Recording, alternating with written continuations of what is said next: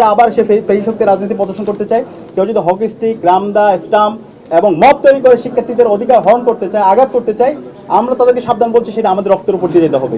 গত 23শে এপ্রিল শাহবাগ থানায় একজন শিক্ষার্থী জীবনের নিরাপত্তার জন্য জিডি করতে যায়। ঢাকা বিশ্ববিদ্যালয়ের শিক্ষার্থী আব্দুল্লাহ মাহমুদ একটা ফেক ফটোকার্ডের উপর ভিত্তি করে তাকে জীবন নাশে, তাকে হত্যা করার, জবাই করার হুমকি দেওয়া হয় ছাত্রদলের বিভিন্ন ধরনের সন্ত্রাসীদের পক্ষ থেকে। এবং এর প্রেক্ষিতে থানায় যায়। থানায় যাওয়ার পরে ছাত্রদলের সন্ত্রাসীরা থানায় গিয়ে মব তৈরি করে তার সাথে যারা সঙ্গী ছিল তাদের উপর প্রথমে হামলা করে। ওইখানে সাংবাদিকরা ছিল, প্রায় 15 জন সাংবাদিকের উপর হামলা হয়। পরবর্তীতে ডাকসু নেতৃবৃন্দ, ডাকসুর নির্বাচিত প্রতিনিধি মুসাদ্দিক, এবি জুবায়ের, জুমা, উম্মে সালমা সহ হল সংসদের জুলহাস, আলভি এবং বিভিন্ন পর্যায়ের নেতৃবৃন্দ সেখানে উপস্থিত হয়। তাদের উপর নৃশংস কায়দায় হামলা হয় এবং আপনারা দেখতে পেয়েছেন মুসাদ্দিক এবং জুবায়ের উপর কীভাবে নৃশংস কায়দায় হামলা হয়। এবং জুলহাস, মহসিন হল সংসদের সাংস্কৃতিক সম্পাদক, তার উপর এমনভাবে হামলা হয়, তার কানের মধ্যে এমনভাবে আঘাত করা হয়, তার কানের পর্দা ফেটে গেছে এবং এখন পর্যন্ত সে কানে শুনতে পাচ্ছে না। এবং এর পরিপ্রেক্ষিতে আমরা দেখতে পেয়েছি পরবর্তীতে যেই শিক্ষার্থী সরকারি যে তথ্য মন্ত্রণালয়ের যে ফ্যাক্ট চেক প্রতিষ্ঠান আছে, তারাও এটা কনফার্ম করেছে এটা একটা ফেক ফটোকার্ড। তো এর পরও তাকে প্রায় 10.5 ঘন্টা থানার মধ্যে মানসিকভাবে তাকে হয়রানি করা হয়। আমরা যখন পুলিশকে জিজ্ঞেস করছিলাম, উচ্চপদস্থ যে কর্মকর্তারা আছে, আপনার কিসের বেসিসে তাকে থানায় রাখছেন, তখন তারা বলছিল উপরের নির্দেশ। সেই ফেসিবাদে আমরা যেভাবে আমরা দেখতে পাইতাম উপরের নির্দেশে শিক্ষার্থীদেরকে গুম করা বৈধ ছিল, খুন করা বৈধ ছিল, কাউকে নির্যাতন করা বৈধ ছিল, মামলা করা বৈধ ছিল, তাকে কোনো অভিযোগ ছাড়া থানায় রেখে দেওয়া সেটা বৈধ ছিল। তার একটা প্রতিচ্ছবি আমরা গত 23শে ফেব্রুয়ারি এবং 24শে ফেব্রুয়ারি রাত পর্যন্ত আমরা সেটা দেখতে পেয়েছি। তো এর প্রেক্ষিতে আমরা বিশ্ববিদ্যালয় পড়াশোনার সাথে সেদিনে যোগাযোগ করেছিলাম। বিশ্ববিদ্যালয়ের VC, pro-VC, doctor, provost standing কমিটির চেয়ারম্যান, আমরা সবার সাথে যোগাযোগ করেছি। 5 ঘন্টা ধরে শাহবাগের এই জায়গায় দফায় দফায় ছাত্রদলের সন্ত্রাসীরা হামলা করছিল, কিন্তু বিশ্ববিদ্যালয় প্রশাসন এবং প্রক্রিয়ার বদির যেভাবে কার্যক্রম সেখানে দৃশ্যমান হওয়া দরকার ছিল সেটা আমরা দেখিনি। আমাদের কাছে মনে হয়েছে সেই 23শে এপ্রিল বিশ্ববিদ্যালয়ের প্রশাসন, রাষ্ট্রীয় প্রশাসন, পুলিশ সবাই একাকার হয়ে, ছাত্রদল এবং বিভিন্ন দল, যুবদল সহ বহিরাগত সন্ত্রাসীরা সবাই একাকার হয়ে ঢাকা বিশ্ববিদ্যালয়ের শিক্ষার্থী, সাংবাদিক এবং আমাদের ডাকসুর নেতৃবৃন্দের উপর নৃশংস কায়দায় হামলা করে, এবং সে হামলা আগে থেকে একটা পূর্ব পরিকল্পিত ছিল।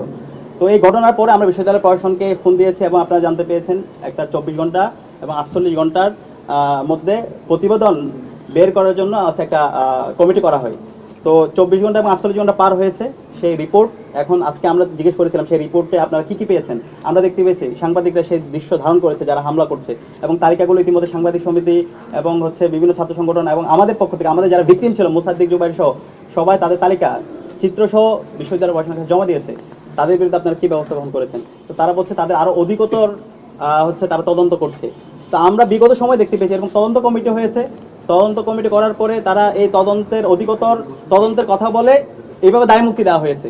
আমরা সুস্পষ্টভাবে বলেছি যে এই ছাত্র দলের সন্ত্রাসীরা শিক্ষার্থীর উপর হামলা করেছে, থানায় সাংবাদিকদের উপর মব তৈরি করে হামলা করেছে, ডাকসু নেতৃবৃন্দের উপর হামলা করেছে, ওসির সামনে মব তৈরি করে হামলা করেছে, এরা ক্রিমিনাল অফেন্স করেছে। 15 জুলাই ছাত্রলীগের সন্ত্রাসীরা বহিরাগত নিয়ে এসে এবং বিশ্ববিদ্যালয়ের সন্ত্রাসীরা যে কায়দায় হামলা করেছে ঠিক একই কায়দায়, তার চাইতে জঘন্যভাবে শাহবাগ থানায় এই ছাত্র দলের সন্ত্রাসী হামলা করেছে, এবং সেই হামলার চিত্রগুলো আপনাদের কাছে আছে। এবং আমরাও আজকে ডাকসুর পক্ষ থেকে 7 সদস্যের একটা তদন্ত কমিটি করেছি, একদম ডিটেলস 22 জনের আমরা আপনাদেরকেও দিয়ে দেবো। 22 জনের ডিটেলস তথ্য এখানে আছে, ড্রাইভ করে তাদের হামলার চিত্র, তাদের সম্পর্কে বিস্তারিত এবং তাদের ফুটেজ, হামলা সময় কোন পজিশনে ছিল সব আমরা তাদেরকে প্রদান করেছি। তো আমরা তাদেরকে বলেছি দ্রুত সময়ের মধ্যে এই চিহ্নিত যে সন্ত্রাসীরা আছে সকল সন্ত্রাসীদেরকে বিশ্ববিদ্যালয় থেকে তাদেরকে বহিষ্কার করতে হবে, এবং বিশ্ববিদ্যালয়ের উদ্যোগে এই সন্ত্রাসীদের বিরুদ্ধে থানায় মামলা করতে হবে। এবং আমরা একই সাথে বলেছি যারা মারাত্মকভাবে আহত হয়েছে, জুলহাস এখনো কানে শুনতে পায় না, মুসাদ্দিক, জুবাইর থেকে শুরু করে যারা আহত অবস্থায় আছে আলবি, তাদের পূর্ণাঙ্গ চিকিৎসার দায়িত্ব বিশ্ববিদ্যালয় প্রশাসনকে নিতে হবে।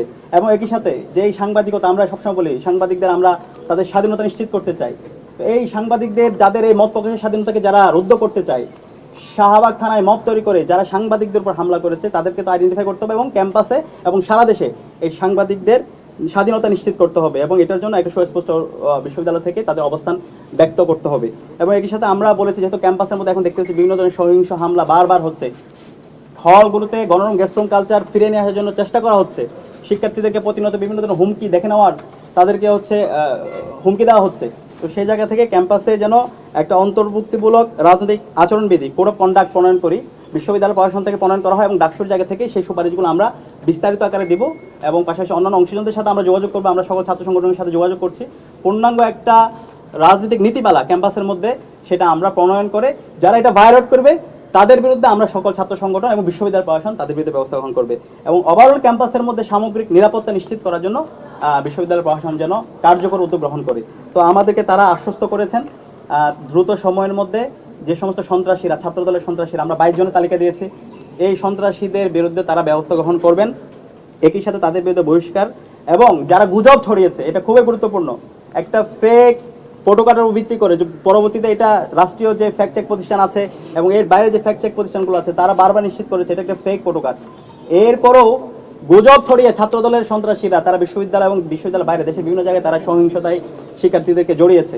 তো যারা এই গুজব ছড়িয়েছে এখন পর্যন্ত এত ফ্যাক্ট চেক হওয়ার পরও এখন পর্যন্ত ছাত্রদলের বিভিন্ন পর্যায়ে যারা নেতৃবৃন্দ আছে তাদের ফেসবুক আইডিতে সেই গুজবটা তারা এখন রেখে দিচ্ছে। তো এই যারা গুজব ছড়িয়েছে, যারা গুজব সন্ত্রাস, তাদের বিরুদ্ধে যেন ব্যবস্থা গ্রহণ করা হয় এবং তারা যেন দ্রুত সময়ের মধ্যে দুঃখ প্রকাশ করে। আমরা তাদের তথ্যগুলো দিয়েছি।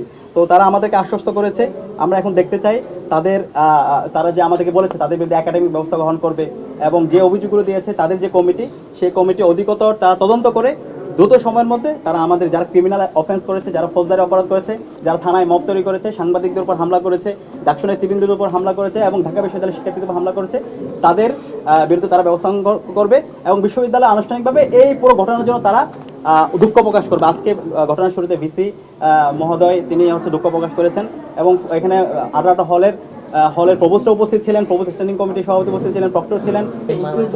আচ্ছা, আমরা যথেষ্ট সহনশীলতার পরিচয় দিয়েছি। ক্যাম্পাসে দায়িত্ব নেওয়ার পরে আজ পর্যন্ত একজন শিক্ষার্থী বলতে পারবে না আমরা ডাকসুতে দায়িত্ব নেওয়ার পরে কাউকে হুমকি দিয়েছি, কারো অধিকার ক্ষুণ্ণ করেছি।